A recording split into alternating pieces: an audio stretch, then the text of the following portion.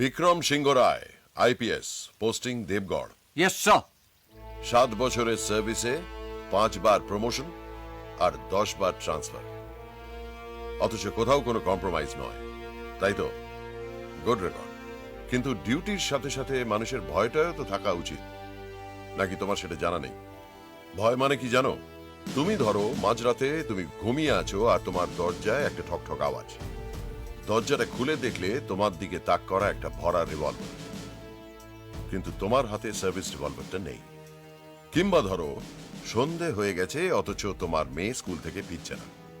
7টা বাজলো, 8টা বাজলো, তাও তোমার মেয়ে ফিরছে না। তারপর হঠাৎ রাত্রি 10টায় তোমার কাছে একটা ফোন এলো, আর সেই ফোনে শুনতে পেলে তোমার মেয়ের চিৎকারের আওয়াজ। সেইটাকে ভয় বলে। বিক্রম সিংহ রায়, ভয় খুব দামি জিনিস, সেটাকে এত কম দামি ভেবো না। ভয় ছাড়া বেঁচে থাকাটা খুব মুশকিল।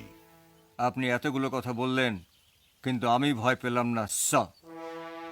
তবে একটা ভয় আমি পাই স্যার, খুব পাই, যে আমার এই খাকি পোশাকটার গায়ে কখনো কালি লাগবে না তো।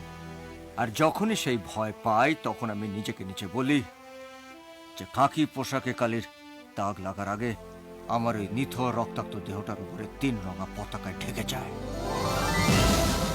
অন্য কোনো রঙের পোশাক নয় স্যার, আমি যে গায়ে পোশাকটা পরে আছি তার রং খাকি, আর খাকি পোশাকের সঙ্গে ভয় শব্দটা মানায় না স্যার। মাঝ রাত্রে আমাকে কেউ মেরে ফেলতে আসবে আর আমার হাতে সার্ভিস রিভলভার থাকবে না, এমন দুশ্চিন্তা করবেন না স্যার। কারণ আমি পুলিশ, আর পুলিশের কখনো কোনো ডিউটি আওয়ার্স হয় না স্যার। পুলিশ সব সময় অন ডিউটি স্যার।